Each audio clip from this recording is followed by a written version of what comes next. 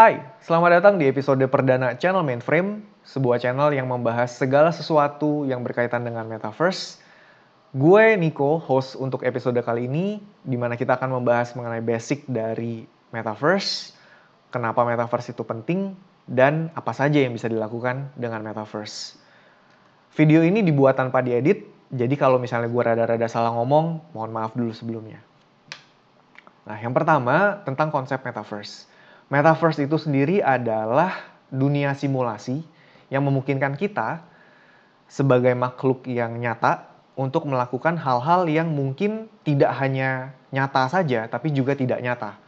Jadi kalau di dunia nyata kita nggak bisa terbang, di Metaverse mungkin kita bisa terbang. Di dunia nyata kita nggak bisa jadi kaya raya. Di dunia Metaverse mungkin kita bisa jadi kaya raya.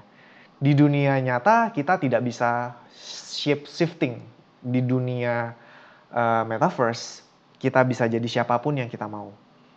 Jadi secara konsep Metaverse itu mungkin bisa dibilang jauh lebih limitless dibandingkan dunia tempat kita berada saat ini. Dan kalau kita search lebih jauh tentang Metaverse, teman-teman akan ketemu banyak artikel dalam beberapa tahun terakhir yang membahas bahwa Metaverse itu akan jadi besar dalam waktu dekat. Metaverse ini akan jadi the next big thing, akan jadi the next internet. Nah, coba bayangkan kata-kata itu. Metaverse akan menjadi the next internet. Internet itu sendiri kan baru sekitar 30 tahunan ya, ada di dalam sejarah peradaban manusia. Masih infant banget sebenarnya, masih ya baru 3 dekade gitu. Sementara kita saat ini sudah kesulitan membayangkan hidup tanpa teknologi yang namanya internet. Padahal 30 tahun yang lalu, orang-orang kesulitan membayangkan internet itu bisa ngapain aja dan emang sepenting itu buat hidup mereka. Jadi state-nya kira-kira seperti ini dengan Metaverse. Kalau teman-teman saat ini belum bisa ngebayangin, Metaverse ini bisa buat apa ya ke gue nantinya. Ya sama, orang-orang yang tahun 70-an, tahun 80-an juga nggak kebayang. Internet itu buat apaan? Nggak ada yang kebayang bahwa internet itu bisa dipakai untuk berkomunikasi dengan orang-orang di belahan dunia lain, bisa dipakai untuk cari duit, nipu orang lain, atau bahkan mungkin menjadi emosi karena ada yang trigger sesuatu gitu di sosial media.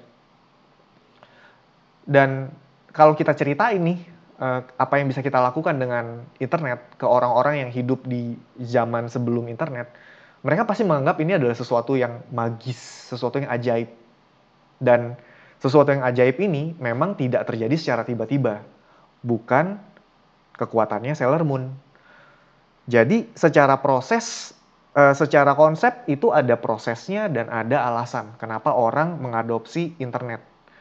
Sama nantinya juga dengan Metaverse akan ada proses dan akan ada reason kenapa orang harus menggunakan Metaverse. Nah, soal reason, soal alasan, Metaverse ini menjadi penting dan menjadi sesuatu yang akhirnya bangkit kembali gara-gara selama setahun terakhir kita bisa dibilang ke lockdown di rumah sendiri, di tempat kita sendiri, gara-gara COVID dan Corona. Orang-orang mulai membayangkan kayaknya enak ya kalau gue bisa olahraga sama teman gue tanpa harus meninggalkan rumah. Kayaknya enak ya, gue bisa belajar tanpa harus bersusah-susah payah keluar. Kayaknya enak kalau gue tetap bisa produktivitas kerja gue tetap sama, ketemu sama kolega-kolega kerja gue tanpa gue harus meninggalkan kamar, misalnya seperti itu. Dan itu adalah cikal bakal konsep dari Metaverse itu sendiri. Karena Metaverse itu tidak hanya soal interaksi kita satu sama lain, tapi juga ada ekonomi, ada economic power di dalamnya. Dan ini yang lebih mau kami bahas daripada membahas soal sisi teknologinya itu sendiri. Sama seperti media-media yang sudah membahas soal Metaverse. Nah, paling gampang untuk memahami Metaverse adalah dengan menggunakan pop culture. Pop culture ini contohnya kayak film, komik, animasi, games, dan lain sebagainya. Dan selalu kepada semua orang yang pengen tahu tentang Metaverse, gue selalu menyarankan tontonlah Ready Player One. Secara konsep, Ready Player One bisa dibilang cukup komplit menjelaskan tentang apa itu metaverse. Ada dunia nyata, ada dunia virtualnya. Ada yang bisa dilakukan, apa saja yang bisa dilakukan di dunia nyata, dan apa saja yang bisa dilakukan di dunia metaverse. Itu tergambarkan dengan jelas di film ini. Kalian bisa tonton karena film ini sudah rilis dari tahun 2018 dan kayaknya sih ada di Netflix. Jadi kalian bisa nonton langsung. Ready Player One tentu saja bukan satu-satunya film yang membahas mengenai metaverse. Jauh sebelum Ready Player One sudah ada Tron, sudah ada Matrix yang mungkin lebih menjelaskan metaverse tapi tidak dari sisi secara gamblang. Mereka menceritakan dunia, kalau Inception misalnya, contohnya metaverse itu dari mimpi. Kalau Tron misalnya dunia digital. Matrix misalnya metaverse berupa perbudakan mesin terhadap manusia. Dan ada banyak lagi sebenarnya di samping contoh-contoh yang memang sudah gua kasih ini. Apalagi di dunia game, apalagi di dunia komik ya. Jepang itu suka banget mengangkat dunia metaverse atau isekai mereka sebut, other world, ke dalam produk-produk yang dihasilkan.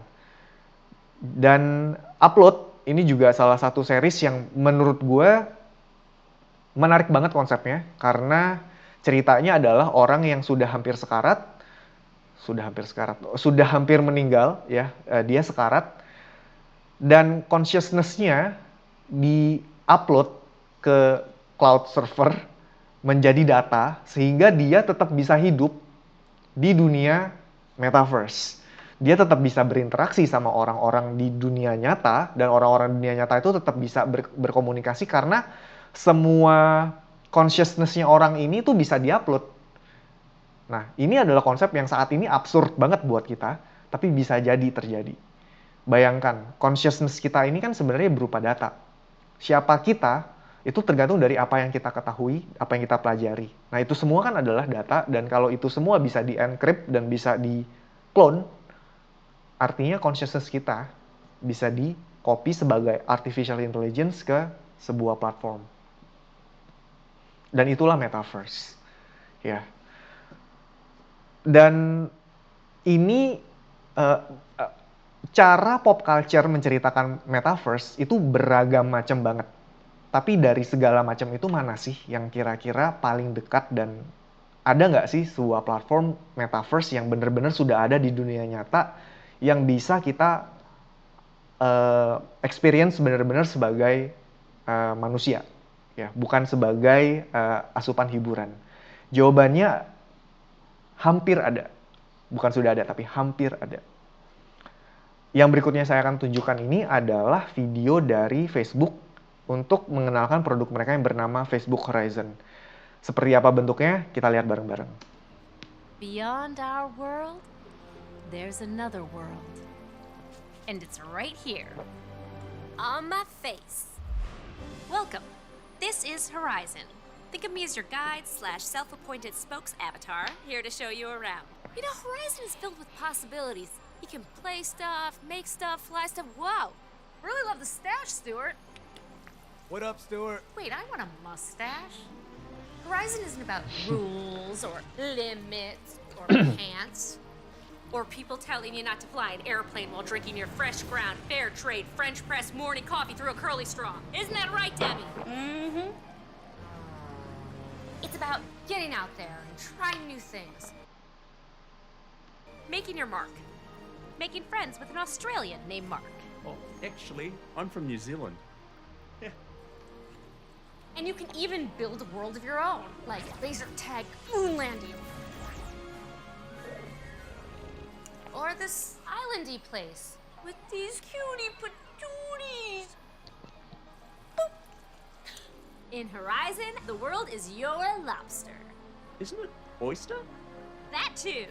So come, join us. A never-ending, ever-changing world beyond your world is waiting! Debbie gets it!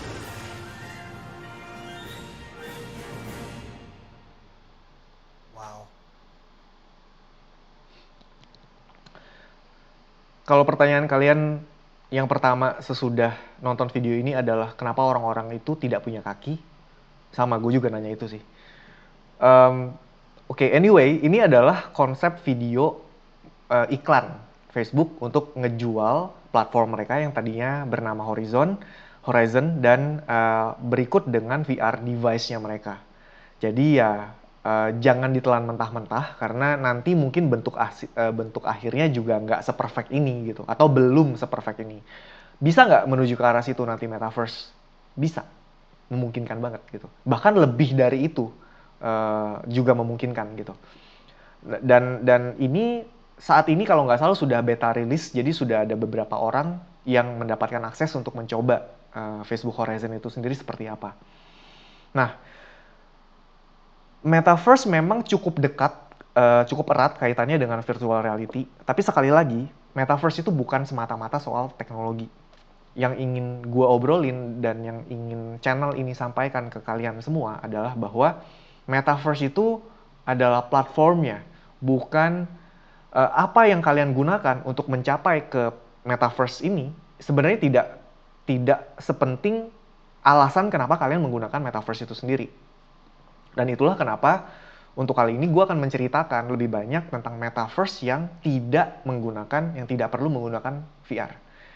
Nah, kita mulai dari mana? Kalau ngomongin soal metaverse, yang pertama kali memungkinkan kita untuk berada di sebuah dunia, di luar dunia kita, coba kalian ingat-ingat kalau misalnya sempat di tahun 2004-2005-an itu ada booming game online, ya, yang disebut sebagai Ragnarok salah satunya.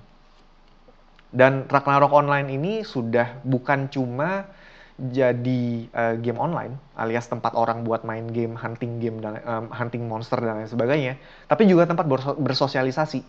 Saya dapat banyak teman dari Ragnarok online. Teman-teman saya bahkan ada yang mendapatkan pacar, istri, musuh, mobil Xenia, sorry nyebutin merek. Dan itu semua terjadi karena apa? Karena bermain game gitu. Kenapa mereka bisa beli barang, bisa beli mobil gitu? Ya simply karena mereka hunting dapat barang rare-nya dijual harganya mahal, dan currency-nya yang ada di Ragnarok online ini bisa dijual dan dikonversikan menjadi uang rupiah. Dan siklusnya seperti itu. Begitu juga di World of Warcraft, begitu juga saya rasa di Final Fantasy dan beberapa game online dan banyak game online lainnya. Seperti yang saya bilang tadi, metaverse itu bukan cuma soal interaksi, bukan cuma soal willingness to play, tapi juga soal currency, soal ekonomi yang ada di dalamnya. Dan game online adalah step pertama atau tahapan pertama di mana kita bisa menciptakan persona kita sendiri di sebuah dunia yang dirancang oleh para pengembangnya. Nah, kalau untuk dunia yang pengen kita kembangkan sendiri, bisa nggak? Bisa. Dan salah satu yang paling populer adalah Minecraft. Di Minecraft kita bisa menciptakan dunia sendiri, kita bisa menciptakan game kita sendiri, sambil tetap bersosialisasi dengan orang-orang lain yang bisa menciptakan dunia mereka sendiri. Jadi ini tipe gamenya namanya sandbox, kotak pasir. Bener-bener kita bisa rancang sesuai dan semau yang kita mau. Meskipun bentuknya blocky kayak gini, tapi Minecraft ini secara growth user dan lain sebagainya luar biasa. Sampai akhirnya mereka di-acquire oleh Microsoft dan sampai saat ini kayaknya salah satu sandbox game yang paling populer. Bukan cuma karena dimainkan, tapi juga karena karena menjadi pundi penghasilan buat orang-orang yang terlibat di dalamnya. Nah, ini semua adalah aplikasi berbayar. Ya, kalian mau main Ragnarok, kalian mau main Final Fantasy, kalian mau main Animal Crossing, Minecraft, ini adalah sesuatu yang kalian bisa dapatkan kalau kalian membayar. Nah, kalau buat yang nggak mau membayar gimana? Kalau buat yang make seperti saya, misalnya menggunakan Droid Cam OBS gratisan, itu gimana? Ada nggak? Tentu saja ada. Minecraft, salah satu pesaing terbesarnya adalah Roblox. Dan kalau kalian pernah dengar, di era-era sekitar 2002-2003 itu, muncul sebuah game yang namanya Second Life. Dua game ini konsepnya sama. Ada world yang kita bisa build, ada persona yang kita bisa ciptakan di sana. Dan kalau nggak salah di Second Life kita bahkan bisa bikin fashion line kita sendiri gitu ya. Saking kompleksnya, saking bagus engine-nya, dan ya sudah banyak juga orang yang bisa hidup dari sana. Nah, seiring dengan pertumbuhannya VR, mulai muncul aplikasi-aplikasi metaverse yang awalnya eksklusif hanya bisa diakses menggunakan VR headset. Contohnya adalah Rec Room dan Outspace. Nah, tapi makin ke belakang mereka makin melihat bahwa kayaknya pertumbuhan VR tidak sepesat yang mereka harapkan. Jadi akhirnya dibuka aksesnya supaya orang-orang yang tidak punya VR headset pun tetap bisa mencoba. Nah, sampai saat ini baik Roblox, Second Life, Rec Room, dan Outspace ini kalian bisa akses secara langsung, baik itu menggunakan Steam atau menggunakan website mereka sendiri. Tinggal bikin account dan download, dan itu bisa dimainkan for free. Nah, selain 4 ini, ada satu platform yang juga, kalau kita ngomongin soal metaverse dan kita ngomongin soal free to play, aplikasi ini tidak akan lupa dan tidak akan mungkin tidak disebut. Aplikasi tersebut namanya Fortnite. Nah, kalau buat teman-teman yang suka main kompetitif game atau misalnya e-sport players, pasti sudah familiar sama Fortnite. Fortnite ini lahir kalau nggak salah tahun 2017, dan dalam 3 tahun mereka sudah berhasil mengubah bukan cuma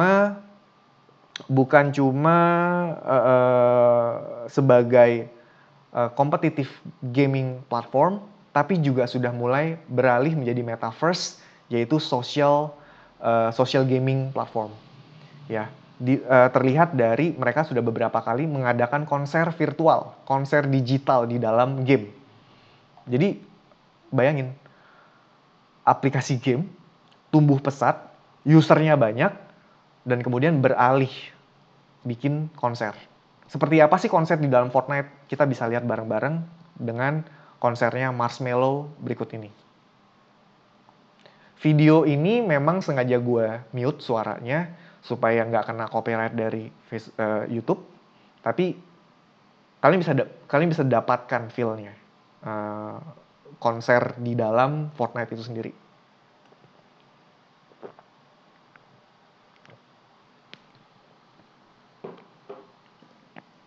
Nah, ini semua, ini kalau kalian lihat ada yang gerak-gerak ini, avatar-avatar kecil ini. Ini semua orang beneran gitu. Yang mungkin dari kamar mereka, dari kantor mereka kalau bosnya nggak ngeliat gitu ya. Mereka bisa hadir di konser ini sebagai avatar itu. Bisa dugem bareng ya ke musiknya si Marshmello. Dan sampai Mei 2020 kemarin, penggunanya Fortnite ini sudah 350 juta. 3 negara loh itu, Indonesia, Singapura, Malaysia. Ini kalau digabungin itu jumlah pemainnya Fortnite sebesar itu. Kalau 20 tahun yang lalu ada yang bilang sama gue bahwa ada satu game yang dimainkan oleh 350 juta pemain, gue nggak akan percaya sih. So ini growth-nya memang crazy dan memang gila. Sayangnya gue bukan salah satu dari 350 juta pemain Fortnite. Kenapa? Karena gue bukan pemain kompetitif gaming. Gue suka gaming gitu ya, tapi this game is not for me.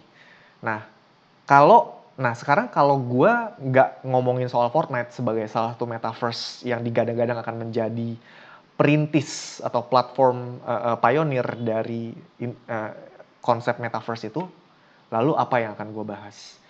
Nah, channel ini secara spesifik akan membahas mengenai sebuah platform metaverse yang dinamakan sebagai VR Chat. Nah, VR Chat ini apa? VR Chat meskipun dia embel-embelnya adalah VR, sama seperti Rec Room dan Outspace tadi, VR Chat ini tetap bisa diakses hanya menggunakan PC saja. Tidak harus menggunakan VR headset. Ya.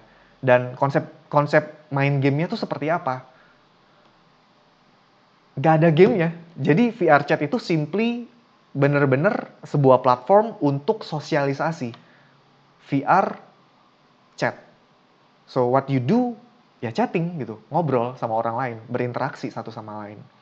Nah, Kenapa ini menjadi menarik? Karena ada dua elemen besar di dalamnya. Elemen pertama adalah worlds, alias kita bisa build apapun, kita bisa bangun dunia apapun di VRChat. Tentu saja bakal butuh specific set of skills ya. Kalian harus punya kemampuan untuk ngebangun interior maupun eksterior gitu ya. Kalian harus mengerti sedikit programming Unity, dan VRChat itu punya bahasa programming yang namanya Udon. Iya, udon mie Jepang. Dan kalian bisa menghasilkan worlds yang istimewa, dan ini bisa diakses oleh banyak orang. Ada banyak banget worlds di VRChat, baik itu yang private maupun yang public. Dan dalam beberapa waktu ke depan, gue akan tampilkan satu persatu misalnya worlds ini, dan gue akan bawa worlds yang ada di VRChat sebagai bagian dari discussion gue untuk membahas mengenai apa itu metaverse. Nah, selain worlds, jadi tadi gue bilang ada dua elemen besar. Pertama adalah worlds-nya, dunianya. Elemen kedua adalah avatarnya. Jadi selain kita bisa bikin dunia sendiri, kita juga bisa menciptakan persona kita sendiri. Mau pakai karakter-karakter yang memang sudah populer sebelumnya, terus kita plesetin atau kita parodiin, atau kita mau menciptakan karakter kita sendiri. Bahkan banyak orang-orang yang menerima bayaran atau membuka open commission untuk menciptakan avatar buat orang-orang lain. Jadi seperti yang saya bilang tadi, VRChat udah jadi metaverse karena ada ekonomi di dalamnya. Ya. Nah, gue akan tunjukkan lebih banyak lagi soal VRChat, dan gue akan ngobrol lebih banyak lagi soal VRChat di video berikutnya. Tapi alasan kenapa harus VRChat, kenapa nggak yang lain, adalah sebagai berikut. Dalam waktu 1 tahun setelah peluncurannya, jadi VRChat itu lahirnya tahun 2017. Di tahun 2018, mereka sudah punya 4 juta user. Ini memang nggak fantastis kalau dibandingin sama Fortnite ya. Tapi, buat VR, buat platform yang asal mulanya dia lahir beriringan dengan industri VR, angka 4 juta itu fantastis. Dan tahun 2020, mereka usernya sudah sampai 10 juta. Itu jauh lebih fantastis lagi, karena rata-rata aplikasi VR diinstal tidak sampai 1 juta oleh user. Ya. Oke, ini memang free platform, tapi free platform yang lain pun itu juga sangat sedikit. Dan concurrent usersnya VRChat, artinya orang-orang yang menggunakan VRChat secara bersamaan, saat ini sudah belasan ribu per hari. Itu luar biasa besar. Mengingat rata-rata user aplikasi VR yang lain atau metaverse yang lain itu rata-rata cuma puluhan sampai ratusan. Itu juga kalau peak. Ya, jadi dari sini kita bisa lihat bahwa VRChat ini punya potensi yang besar sekali. Dia bisa diakses oleh cuma 5-10% dari pemain VRChat yang menggunakan VR headset. Sisanya berarti lebih dari 90% itu menggunakan PC base. Dan ini yang menarik buat kami. Ini yang memungkinkan kita untuk explore jauh lebih besar lagi, dan kami ingin bercerita lebih banyak tentang metaverse dengan menggunakan medium VRChat sebagai platformnya. Nah, seperti apa aja itu, mudah-mudahan kalian klik like dan subscribe di channel ini supaya kalian bisa tahu lebih banyak tentang metaverse dan tentang VRChat ini sendiri. Gue Niko, gue mau pamit dulu untuk saat ini. Terima kasih sudah mendengarkan, dan kita ketemu di video berikutnya di mana gue akan membawa kalian keliling-keliling di salah satu world dan salah satu event terbesar di VRChat, yaitu VCAT. Sampai ketemu di video berikutnya. Terima kasih sudah mendengarkan. Sampai jumpa. Bye-bye.